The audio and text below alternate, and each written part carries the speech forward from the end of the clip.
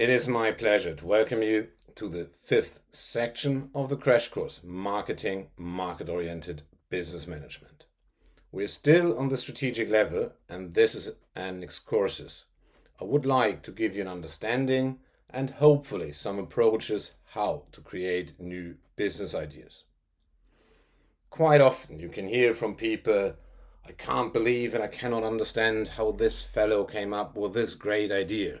Or, I'm not creative, I will never be able to do this. Nonsense. You will be able, everyone can.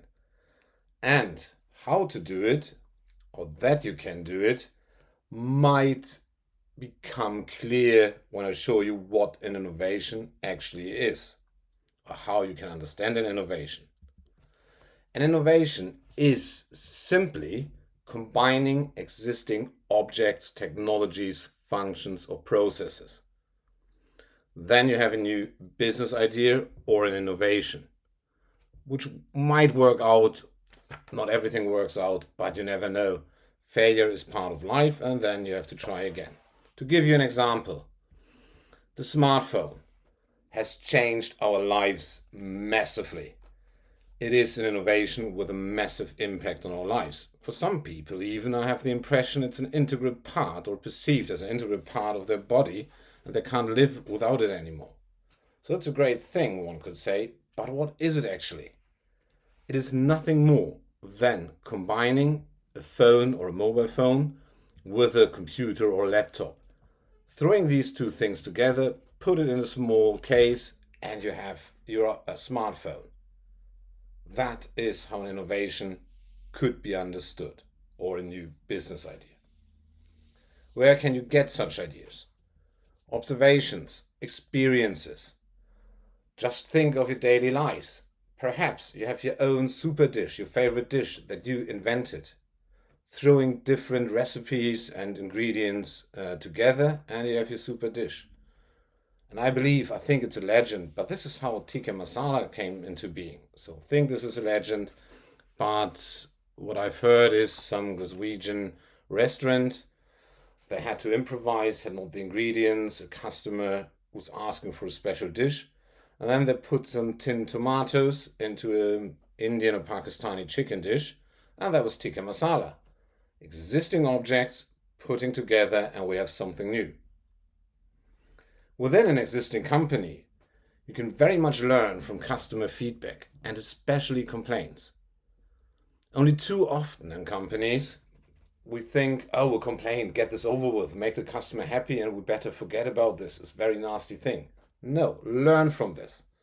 There might be not only the nasty, disgruntled customers who have fun complaining, but they might actually have a point and you can improve. So take such things seriously.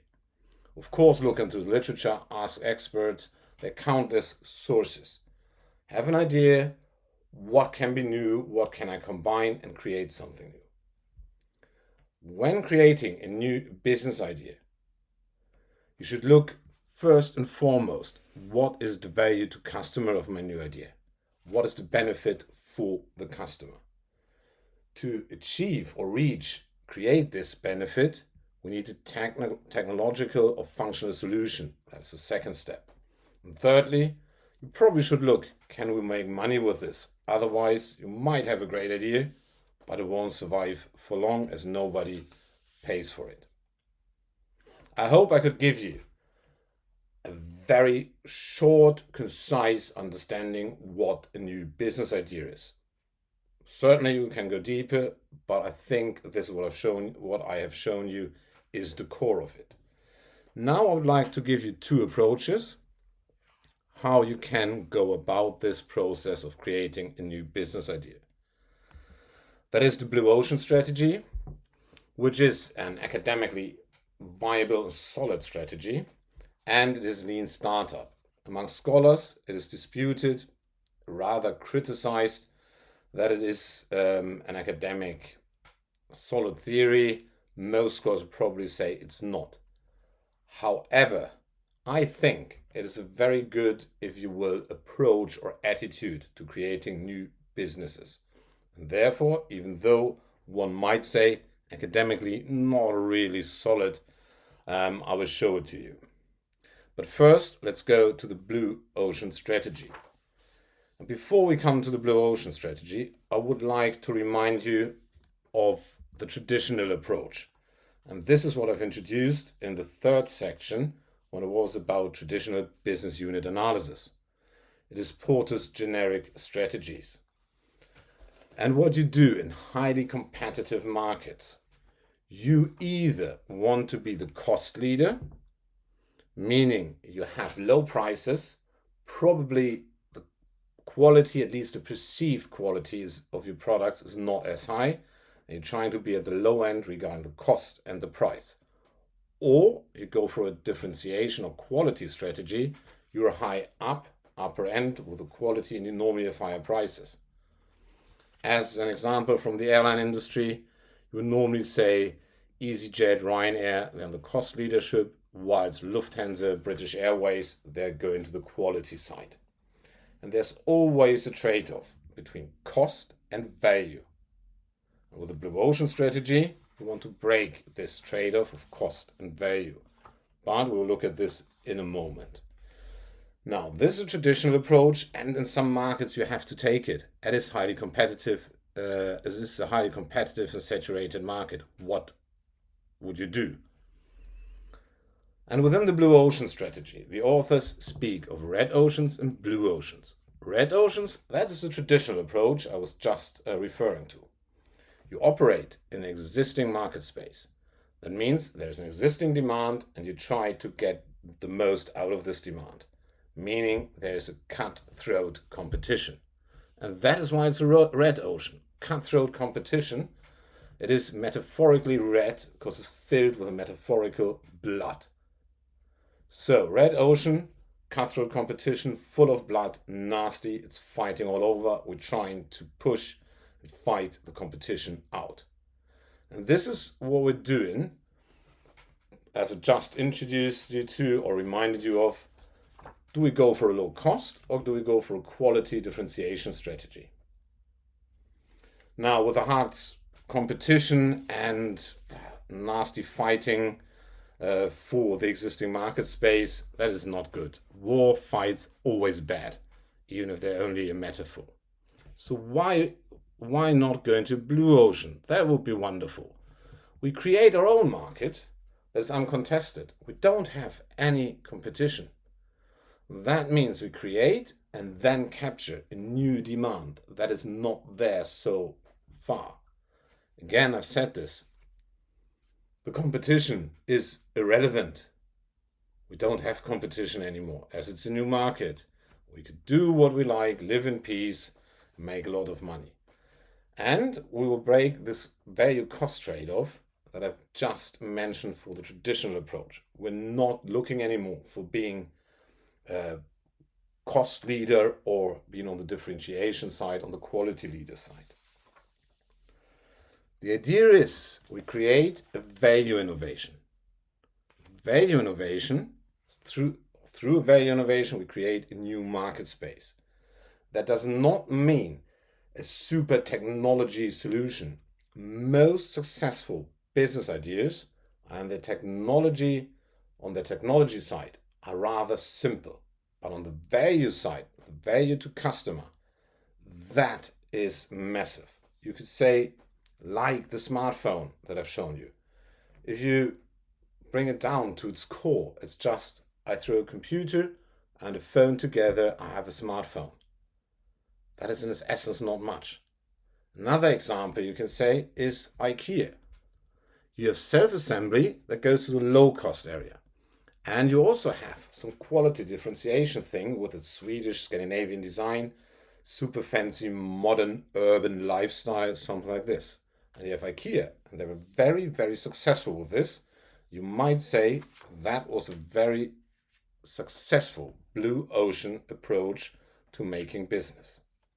So to sum it up, the important thing is what we're aiming for: a value innovation, not necessarily great technology or functional leap, but a value innovation. We create something new that is of value, a new value to the customer, and then we are in uncontested market space without competition, and we don't have to worry about about the value cost trade-off.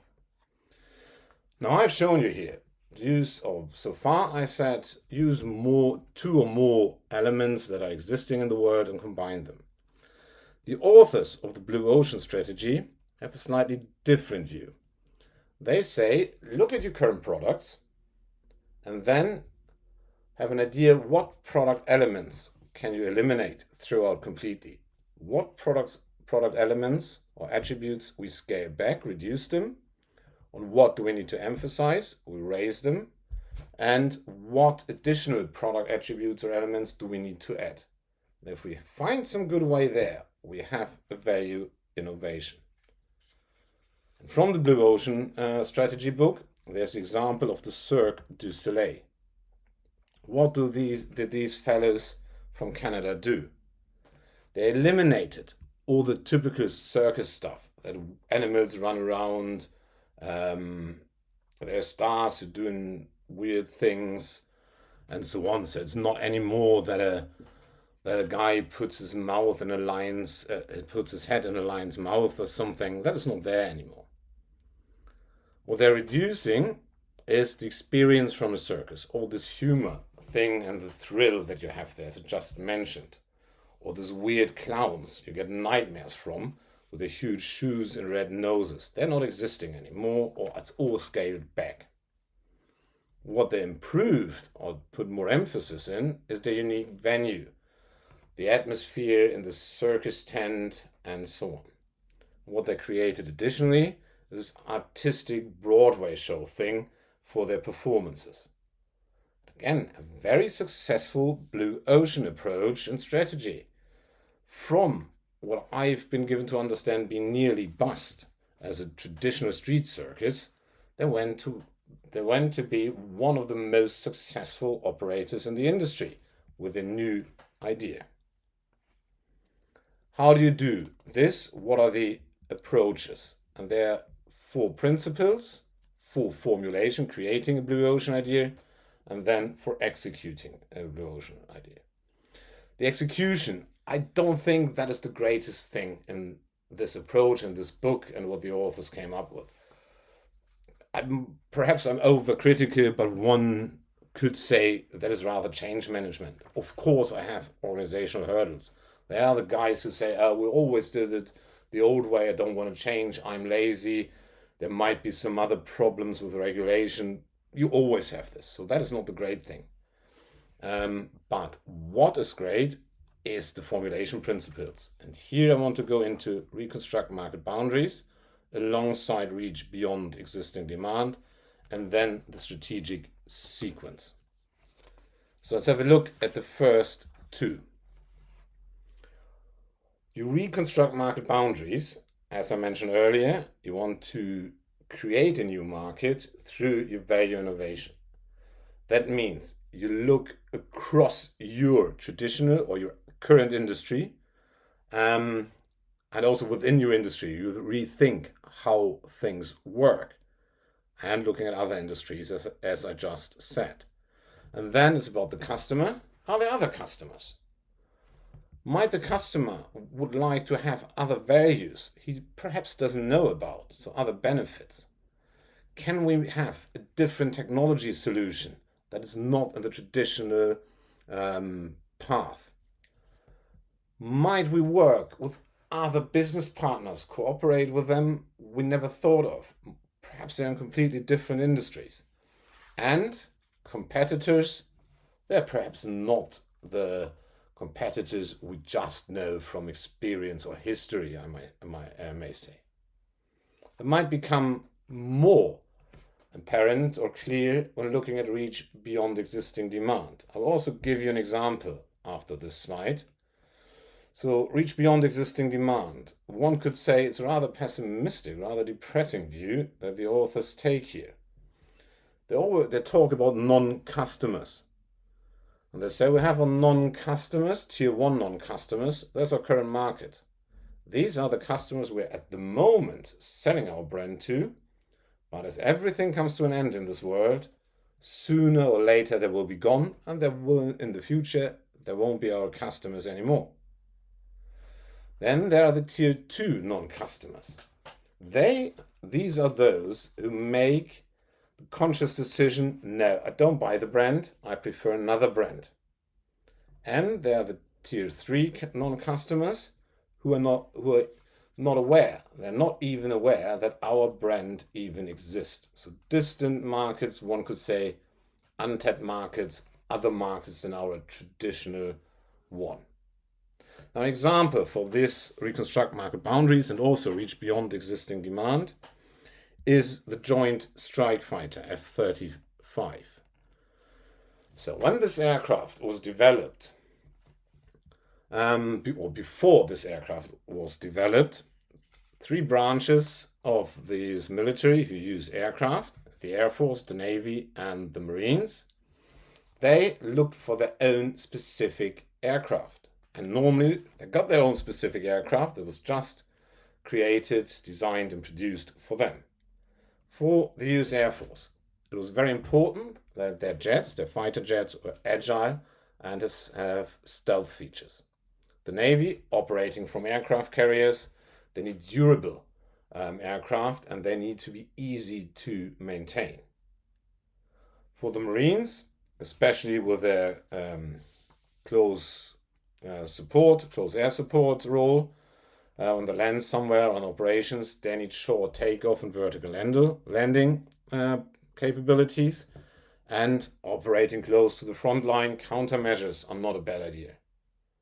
So because of these aspects, the Air Force, the Navy, and Marines always want to have their own aircraft that is designed to their specific needs. Now, what did Lockheed Martin do? They said, wait a minute, why don't we combine all the aforementioned requirements within one aircraft? Then everyone is happy, and what is better, they can even have more capabilities than they need in their core, for their core tasks. So they put this all together and had the Joint Strike Fighter. What happened because of that? The costs were lower. It's a bloody expensive aircraft, no doubt about this. But it's even more expensive to design 3 aircraft for the 3 branches. So Lockheed Martin had 1, and the costs were going down in comparison to having 3 different fighter jets. And as I just mentioned, the capability spectrum is enhanced. Even though for the Marines, short takeoff, vertical landing, and countermeasures are the most important thing or specific thing, now they also have agility and stealth. Happy days. Or for the US Navy, we need to be able to operate when we're at sea long times deployed or for long time deployed, but it would not hurt if we have very agile aircraft and stealthy aircraft operating from our carriers. So happy days, even a better value to the customer. Now, what is the strategic sequence? How is the process? I hope this was clear so far, at least implicitly. You look for utility first. You create something that has a great utility for a new or existing buyer. If this works out, only then you look at the price. If you haven't invented a great value innovation, or the basis for this, rethink until you have this, then you look at the price. And then you come up with a price that is low enough so that a lot of people would buy to catch a huge demand that you create then with your new product, your new business idea. Then you have a price. Successfully, you have a low price, lots of people will buy, you look at the cost. Can we produce our product with costs that are below the price? You look at this as long as you find costs below the price, and then you go for the adoption. And you look, is there any obstacles in a way? Do we have technology obstacles? Do we have regulatory obstacles? And so on. Just think of autonomous driving. Oh, there are a few regulatory obstacles. And not only coming from the law side, but also ethical ones. You need to overcome these. And if you have done this, commercially viable blue ocean idea will be the result. If this works in the end, you can never know. You have to go into the real world, go live to see if it works, but then it has a high probability of being successful. With this said, you never know if something will work out unless you try it and you go in actually live. There, the lean startup approach might help you. Again, from most scholars do not consider this as an academically solid theory, but I would like to give you the approach who might help. We're coming back to this aspect. You only know if something works if you're going live and you tried it. Now, what is a lean startup? According to Eric Ries, the author of this book, a startup is a human institution designed to deliver a new product or service under conditions of extreme uncertainty. So a startup, of course, can be something like we all associate with.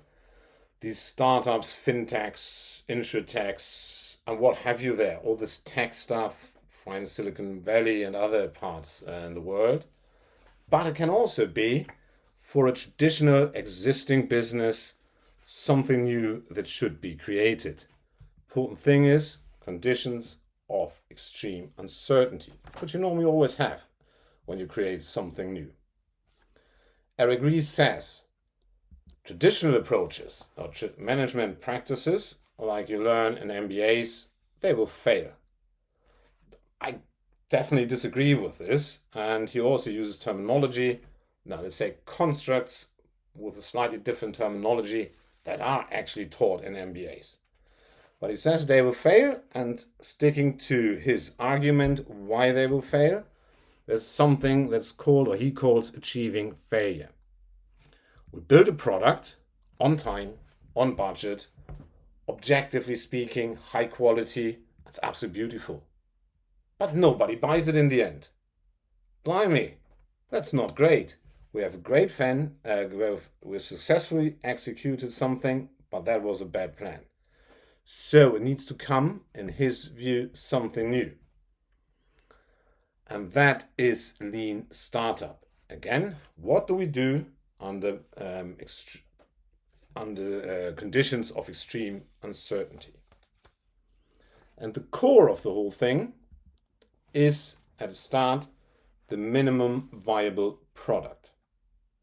So he advocates not coming up with a great idea that is planned and created to the last detail.